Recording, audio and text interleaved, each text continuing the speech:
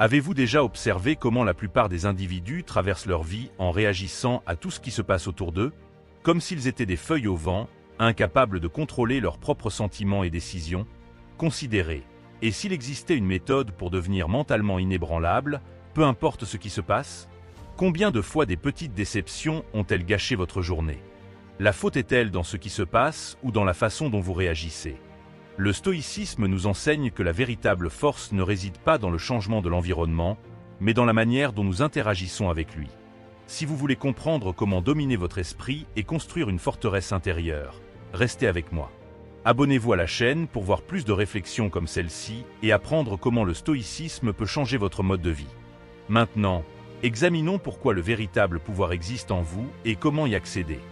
Vous ne pouvez contrôler qu'une seule chose, votre réponse. Beaucoup de gens supposent que leur bien-être dépend de conditions externes. Si le trafic est horrible, si quelqu'un est désagréable ou si quelque chose d'inattendu se produit, ils deviennent stressés, en colère ou frustrés. Considérez ceci. Au lieu d'essayer de contrôler l'environnement, que diriez-vous d'apprendre à contrôler la seule chose qui soit vraiment sous votre pouvoir? Votre propre réponse? La plus grande erreur, l'illusion de contrôle.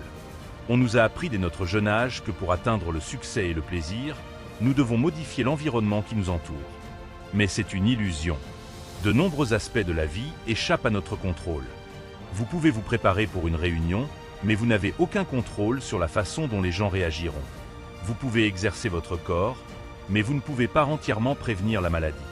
Vous pouvez respecter quelqu'un, mais cela ne signifie pas que vous serez traité de la même manière.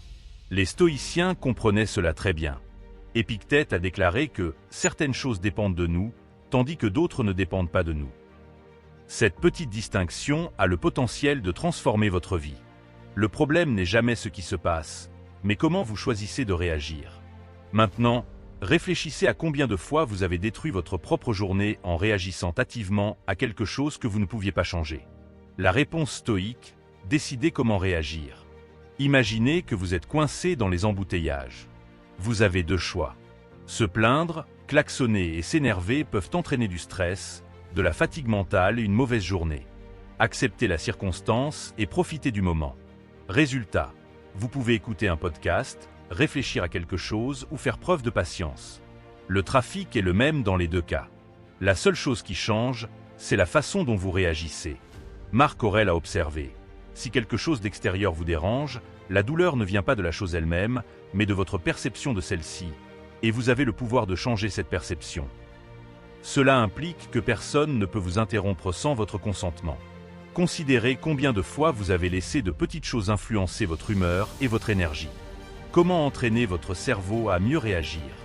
Si vous souhaitez avoir un contrôle parfait sur vos émotions et vos réactions, utilisez ces 3 stratégies stoïciennes. Identifiez ce qui est hors de votre contrôle. Avant de répondre à quelque chose, demandez-vous, puis-je changer cela? Si la réponse est non, modifiez votre réaction à la situation plutôt que d'essayer de la changer. Entraînez la pause avant la réaction. Quand vous êtes en colère ou frustré, prenez une profonde respiration et attendez 3 secondes avant de réagir. Cette petite pause peut aider à éviter de nombreuses décisions hâtives et regrets. Considérez chaque situation comme un entraînement mental. Si quelqu'un vous contrarie, considérez cela comme une occasion de faire preuve de patience. Si quelque chose d'inattendu se produit, considérez-le comme une opportunité de tester votre maîtrise de soi. Plus vous pratiquez, plus votre intellect deviendra fort. Voulez-vous être un esclave ou un maître de vous-même? Le monde ne changera pas pour vous. Cependant, vous pouvez ajuster la manière dont vous interagissez avec elle. Le dilemme demeure. Continuerez-vous à laisser les forces extérieures définir votre attitude ou prendrez-vous le contrôle de la seule chose qui compte vraiment? Votre propre réponse? Parce que le fait est simple. Celui qui contrôle votre pensée contrôle aussi votre vie. Remplacez la plainte par l'action. Se plaindre est l'un des comportements les plus nuisibles et répandus. La plupart des gens passent leur journée à se plaindre du travail, de la circulation, du gouvernement et de la météo, mais qu'est-ce que cela accomplit réellement? Considérez ceci. Et si, au lieu de râler, vous canalisiez cette énergie en action? Les stoïciens pensaient que se plaindre était une perte de temps et d'énergie.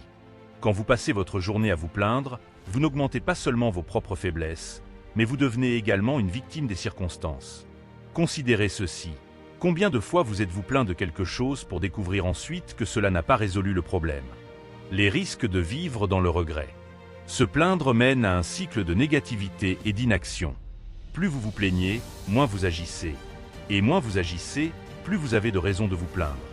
Tu es mécontent de ton corps, mais au lieu de faire de l'exercice, tu prétends que tu n'as pas le temps. Votre travail ne vous motive pas, donc au lieu de chercher une autre option, vous le critiquez simplement. Vous êtes agacé par les personnes qui vous entourent, mais au lieu de créer des limites, vous vous plaignez de leur impact sur vous. Sénèque nous a appris que faire face aux difficultés fait partie de la condition humaine. Ce qui distingue un homme sage, c'est la manière dont il les affronte. En d'autres termes, vous pouvez soit vous lamenter toute votre vie, soit agir pour améliorer vos circonstances. Réfléchissez à ce dont vous vous êtes plaint, mais que vous n'avez rien fait pour changer. Philosophie stoïcienne, de la plainte à l'action. Les stoïciens étaient pratiques. Accepte ce que tu ne peux pas changer. Agissez si quelque chose peut être modifié. Juste comme ça. Marc Aurèle a remarqué. Arrêtez de parler de ce qu'est un homme bon. Soyez en un. Cela indique que ce que vous faites, et non combien vous dites, est plus important. Considérez. Que se passerait-il si, au lieu de vous plaindre, vous utilisiez votre énergie pour agir? Comment entraîner votre esprit à remplacer la plainte par l'action? Si vous souhaitez échapper au cycle du deuil et devenir un stoïcien contemporain, utilisez ces 3 stratégies. La règle des 5 secondes. Quand vous avez envie de grogner, faites une pause et comptez jusqu'à 5. Demandez-vous, Y a-t-il une solution à cela? Si c'est le cas, agissez rapidement. Sinon, accepte la situation et passe à autre chose. Transformez les plaintes en objectifs. Au lieu de râler lorsque vous êtes insatisfait de quelque chose, notez 3 étapes concrètes que vous pouvez entreprendre pour l'améliorer. Exemple. Au lieu de dire « je n'ai plus d'argent », réfléchissez à comment vous pourriez économiser ou gagner plus. Au lieu de grogner à propos de la fatigue, changez votre emploi du temps pour obtenir plus de repos. Éliminez les conversations négatives. Arrêtez de participer à des discussions où les individus se plaignent simplement sans trouver de solution.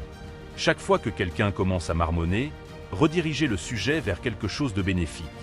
Si vous ne pouvez pas changer la conversation, laissez-la. Voulez-vous vous plaindre ou évoluer? Se plaindre n'a jamais mené personne nulle part. Le stoïque ne perd pas de temps à se lamenter, mais agit plutôt. Dis-moi maintenant, vas-tu continuer à gaspiller ton énergie sur des phrases sans signification ou vas-tu enfin prendre les rênes de ta vie? Parce que le fait est simple. Vous pouvez soit vous plaindre, soit faire avancer les choses, mais vous ne pouvez jamais faire les deux en même temps. Vivez dans le présent et quittez la prison du passé et du futur. Beaucoup de gens passent leur vie coincés dans 2 royaumes qui n'existent pas, le passé et le futur. Ils rejouent des erreurs passées, ruminent des situations qu'ils ne peuvent pas changer, ou s'inquiètent excessivement de ce qui ne s'est même pas encore produit. Mais si la seule chose qui comptait vraiment était le présent, les stoïciens savaient que le seul moment véritable est le présent. Le passé est révolu et l'avenir n'existe pas encore. Pour avoir un esprit fort et libre, vous devez apprendre à vivre dans le présent. Maintenant, pensez à combien d'opportunités vous avez manqué parce que vous étiez préoccupé par quelque chose que vous ne pouviez ni changer ni contrôler. La question d'être coincé dans le passé ou le futur. Vivre dans le passé mène au regret et à la frustration. Tu réfléchis continuellement à tes défauts et te critiques.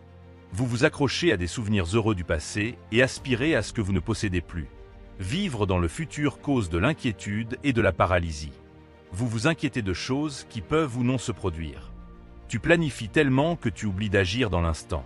Marc Aurèle nous encourage à cesser de laisser notre esprit vagabonder vers l'avenir ou de s'accrocher au passé. Au lieu de cela, concentrez-vous sur le moment présent. Cela signifie que votre force et votre tranquillité d'esprit dépendent de votre capacité à vous concentrer sur le moment présent. Considérez combien d'énergie vous perdez chaque jour à vous inquiéter de ce qui s'est déjà passé ou de ce qui est encore à venir. L'état d'esprit stoïque, le présent est tout ce qui compte. Les stoïciens ne négligeaient ni le passé ni l'avenir, mais ils reconnaissaient que le seul endroit où agir est le présent. Le passé enseigne mais ne définit pas. Apprenez-en et avancez. L'avenir inspire, mais il ne peut pas vous dominer. Planifiez, mais ne vivez pas pour ce qui n'est pas encore arrivé. Si tu n'apprends pas à profiter pleinement du moment présent, tu perdras tout.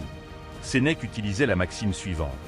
Ce qui nous inquiète ne se produit généralement pas, et si cela se produit, c'est rarement aussi mauvais que nous l'imaginons. Cela suggère que beaucoup de vos peurs sont infondées. Maintenant, pensez à combien de fois vous avez pleuré pour quelque chose qui ne s'est jamais produit. Comment entraîner votre esprit à se concentrer sur le présent? Si vous souhaitez vous libérer du passé et de la peur de l'avenir, utilisez ces 3 stratégies stoïciennes. Règle des 3 étapes. Quand vous vous retrouvez pris dans le passé ou le futur, demandez-vous: comment est-ce que je me sens en ce moment? Que puis-je faire en ce moment précis? Comment cela améliore-t-il ma vie aujourd'hui? Entraînez votre esprit avec de petits exercices de pleine conscience. Consacrez 5 minutes chaque jour à observer votre respiration, vos sens et votre environnement. Cela développe l'habitude de porter votre attention sur le présent. Agir dans l'instant présent plutôt que de simplement réfléchir. Au lieu de vous inquiéter pour l'avenir, faites un petit pas maintenant pour résoudre vos problèmes. Au lieu de déplorer le passé, appliquez ce que vous avez appris pour prendre de meilleures décisions maintenant. Allez-vous continuer à manquer l'instant présent? La vie se déroule en ce moment. Les stoïciens nous ont appris que si nous n'apprenons pas à vivre dans le présent, nous passerons toute notre vie coincés entre ce qui s'est déjà passé et ce qui est encore à venir. Dis-moi maintenant, vas-tu continuer à perdre du temps sur des choses que tu ne peux pas changer, ou vas-tu enfin prendre en main la seule chose qui compte, le présent? Parce que le fait est simple, les gens qui vivent l'instant présent expérimentent la vraie vie. Utilisez l'inconfort pour l'entraînement. La plupart des gens évitent les situations difficiles, cherchent des raccourcis et se protègent même du plus petit inconfort. Mais si la souffrance pouvait être votre meilleur coach, les stoïciens croyaient que nous ne pouvons grandir que lorsque nous nous mettons à l'épreuve. La force vient de l'affrontement de la douleur, de la lutte et de l'opposition, et non du confort. Considérez combien d'opportunités vous avez manqué simplement parce que vous avez évité quelque chose d'inconfortable. Le problème de toujours choisir le chemin le plus facile. Nous vivons dans une société où tout devient de plus en plus facile et confortable. Pourtant, plus nous cherchons le confort, plus nous devenons vulnérables. Nous voulons être en forme, mais nous évitons la difficulté de l'entraînement. Nous voulons apprendre quelque chose de nouveau, mais nous évitons la frustration au début. Nous voulons réussir, mais nous ne voulons pas faire les sacrifices nécessaires. Selon Épictète, les difficultés sont ce qui montre à un homme qui il est vraiment. Cela signifie que si vous ne vous poussez pas, vous ne saurez jamais de quoi vous êtes capable. Considérez, combien de fois avez-vous abandonné quelque chose parce que c'était inconfortable? Entraînement stoïque, transformer l'inconfort en force. Les stoïciens ne se contentaient pas de supporter l'inconfort, ils le recherchaient activement. Sénèque vivait simplement afin d'éviter de dépendre du luxe. Marc Aurèle s'est soumis à des épreuves répétées pour améliorer sa résilience. Même en tant qu'esclave, Épictète exploitait ses défis pour aiguiser ses compétences mentales. Cela démontre que plus vous vous exposez à l'inconfort, plus vous êtes préparé à toute situation. Maintenant, réfléchissez à ceci. Quand avez-vous décidé pour la dernière fois de faire quelque chose de difficile pour vous donner du pouvoir? Comment transformer l'inconfort en entraînement quotidien? Si vous voulez devenir psychologiquement inébranlable, vous devez cesser d'éviter les obstacles et les embrasser comme faisant partie de votre entraînement. Pratiquez de petits défis quotidiens. Prenez des douches froides pour habituer votre esprit à tolérer la souffrance. Réveille-toi plus tôt que tu ne le voudrais pour améliorer ta discipline. Faites quelque chose de difficile chaque jour pour améliorer votre résilience mentale. Réinterprétez la souffrance comme une croissance. Quand quelque chose te fait mal, demande-toi, comment cela me renforce-t-il? Considérez chaque situation difficile comme une opportunité de croissance, pas comme un problème. N'évitez jamais quoi que ce soit simplement parce que c'est difficile. Si quelque chose vous terrifie ou vous inquiète, vous devriez agir en conséquence. L'inconfort indique que vous sortez de la stagnation et que vous progressez. Vas-tu te cacher ou te renforcer? L'inconfort ne disparaîtra pas. La seule option est soit de fuir, soit de l'utiliser comme un outil de croissance. Les stoïciens nous ont appris que si nous nous habituons à affronter des situations difficiles, rien ne peut nous arrêter. Maintenant dis-moi, vas-tu continuer à éviter les difficultés ou vas-tu accueillir l'inconfort comme ton plus grand allié? Parce que le fait est simple, les personnes qui acceptent la souffrance deviennent invulnérables. Valorisez le temps comme votre ressource la plus importante. Avez-vous déjà observé comment les individus gaspillent leur temps en distractions, plaintes et soucis inutiles, comme s'ils avaient une quantité illimitée de jours devant eux? Considérez ceci. Et si vous voyez le temps comme la ressource la plus précieuse de votre vie? Les stoïciens ont compris que le temps est le seul bien qui ne peut jamais être récupéré. Vous pouvez retrouver de l'argent, restaurer une relation ou recommencer une profession, mais une seconde perdue ne revient jamais. Maintenant, réfléchissez. Si aujourd'hui était votre dernier jour, seriez-vous fier de la façon dont vous avez passé votre temps? Le problème de vivre comme si le temps était infini. La plupart des gens vivent comme s'ils étaient éternels, passant des heures sur les réseaux sociaux, dans des débats inutiles et à procrastiner. Mais un jour, sans avertissement, le temps est écoulé. Combien d'heures as-tu déjà perdu à regarder du contenu inutile? Combien de fois avez-vous remis à plus tard quelque chose de crucial à cause de la paresse ou de la distraction? Combien d'années avez-vous passé sans vraiment évoluer? Sénèque nous dit que nous ne recevons pas une vie courte, mais nous la rendons courte en la gaspillant. Cela suggère que vous avez suffisamment de temps. Le problème est la manière dont vous l'utilisez. Considérez ceci. Si vous deviez défendre comment vous avez passé votre temps au cours des dernières années, en seriez-vous fier? Philosophie stoïque. Traitez le temps comme un investissement. Les stoïciens considéraient le temps comme la possession la plus importante de toutes. Sénèque prônait l'élimination de tout ce qui ne donnait pas de valeur à la vie. Marc Aurèle planifiait sa journée pour minimiser les distractions et rester concentré sur ce qui était réellement important. Épictète a déclaré que chaque seconde passée sans but était perdue pour l'éternité. Cela signifie que si vous ne gérez pas votre temps, le monde le fera pour vous. Maintenant, réfléchissez à ce que vous pourriez retirer de votre routine pour mieux utiliser votre temps. Comment gérer votre temps de manière stratégique? Si vous voulez vivre une vie significative, vous devez arrêter de passer du temps sur des choses qui ne sont pas importantes et investir chaque minute dans ce qui compte vraiment. Éliminez tout ce qui ne vous apporte pas de valeur. Arrêtez de passer du temps sur les réseaux sociaux sans but. Évitez les discussions inutiles qui ne vous aident pas à vous améliorer. Coupez tout ce qui ne vous mène pas là où vous voulez aller. Planifiez vos journées clairement. Réservez certaines heures pour l'apprentissage, la formation et le travail productif. N'attendez pas que le temps se libère.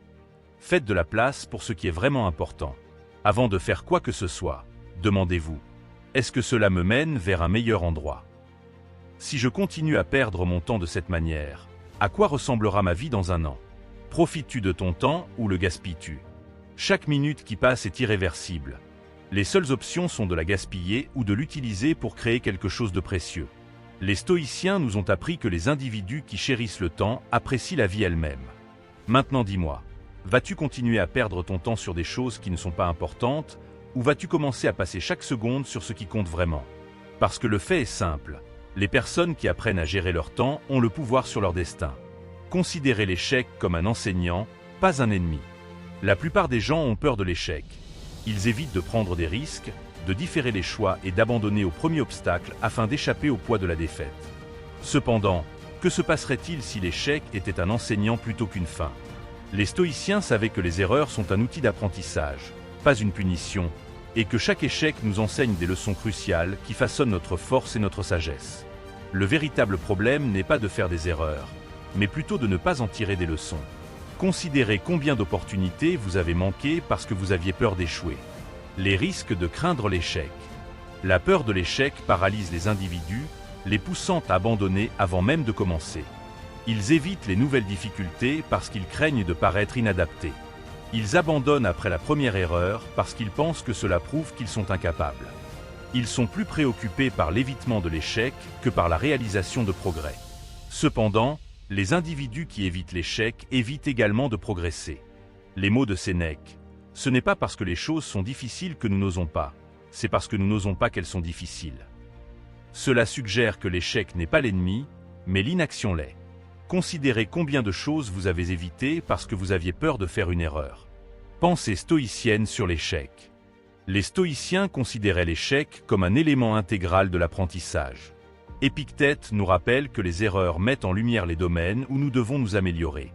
Marc Aurèle considérait les problèmes comme des opportunités pour développer l'intellect.